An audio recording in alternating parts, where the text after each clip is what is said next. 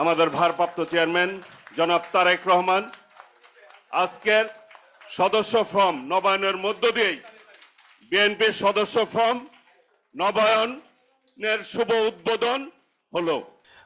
BNP সহ অন্যান্য আরো বিরোধী রাজনৈতিক দল তাদের নেতাকর্মীদেরকে গুম খুন করা হয়েছে, অত্যাচার করা হয়েছে, পঙ্গু করে দেওয়া হয়েছে আমাদের সহ বহু বিরোধী দলের নেতাকর্মীদেরকে। দেশের সেক্টরগুলোকে যেরকম ধ্বংস করা হয়েছে, জনগণকে যেরকম নিষ্পেষিত করা হয়েছে, রাজনৈতিক দলগুলোকে সেভাবে নিষ্পিত করা হয়েছে, অত্যাচারিত করা হয়েছে, নির্যাতন করা হয়েছে নেতাকর্মীদেরকে। সেই ঝড় কেটে গিয়েছে।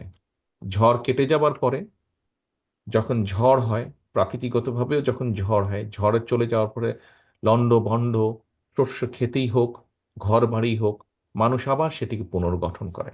প্রিয় সহকর্মীবৃন্দ, আমরা এই ঝড়ে আমাদের বহু সহকর্মীকে হারিয়েছি রাজনৈতিকভাবে, অনেকজনকে হারিয়েছি প্রাকৃতিকগত কারণভাবে, অনেকজন বিভিন্ন কারণে হয়তো সরে গিয়েছে রাজনীতি থেকে। আমরা সেই জন্য দলকে আবার পুনর্গঠিত করব। এখানে নজরুল ইসলাম খান সাহেব খুব সুন্দর একটি কথা বলেছেন, যেই মানুষগুলো এত ঝড়ের পরেও দলটিকে ধরে রেখেছে, যেই মানুষগুলো দলকে নিয়ে গিয়েছে সাধারণ মানুষের কাছে, যেই নেতাকর্মীগুলো, যেই কর্মীগুলো নিয়ে গেছেন মানুষের কাছে, মানুষের মধ্যে ধরে রেখেছে দলগুলোকে, যেই মানুষগুলোর কারণে আজ আমরা আমাদের অবস্থান থেকে আমাদের কথাগুলো বলতে পারছি, সেই মানুষগুলোকে আবার আমরা একত্রিত করতে চাই, ঐক্যবদ্ধ করতে চাই।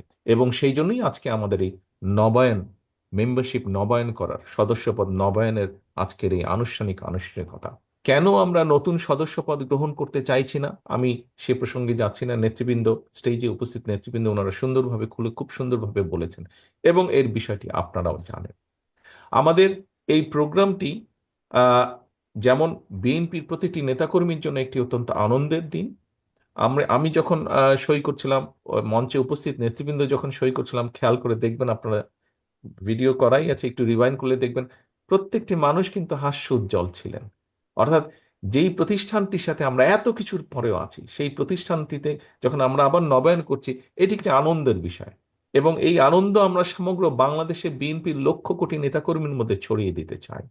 দলকে যদি আমরা সঠিকভাবে পুনর্গঠন করতে না পারি, আমরা দেশকে পুনর্গঠন করতে পারবো না। দেশকে পুনর্গঠন করার জন্য, রাষ্ট্রকে মেরামত করার জন্য আমরা কিন্তু 31 দফা দেশের সামনে, দেশের মানুষের সামনে উপস্থাপন করেছি। আমরা সেটিকে যদি বাস্তবায়ন করতে হয়, অবশ্যই আমাদের দলকে ঐক্যবদ্ধ, দলকে পুনর্গঠিত করতে হবে। যারা মেধাবী মানুষ, সেই মানুষগুলোকে আমাদের সামনে নিয়ে আসতে হবে। যারা পরিশ্রমী, যাদের মধ্যে সততা, আদর্শ আছে, এরকম মানুষগুলোকে আমাদের আরো ঐক্যবদ্ধ করতে হবে। সানবিট সব দিবে সামাল। সানবিট ম্যাজিক প্রেস, ডিশওয়াশিং এর মাথা ঘোরানো সলিউশন। আজকে যেই কর্মসূচি আমরা শুরু করলাম, আমার সামনে আমি যেই নেতৃবৃন্দদেরকে দেখতে পাচ্ছি, এখানে আমাদের জয়েন্ট সেক্রেটারিরা আছেন, এখানে আমাদের বিভাগীয় সাংগঠনিক সহ সাংগঠনিক নেতৃবৃন্দ আছেন। নেতৃবৃন্দ, আপনাদের মাধ্যমেই কিন্তু আমাদেরকে এই কর্মসূচিটি বা এই সাংগঠনিক যে কর্মসূচি আমাদের নবায়ন, সদস্যপদ নবায়নের, এটি আমাদেরকে সাকসেসফুল করতে হবে।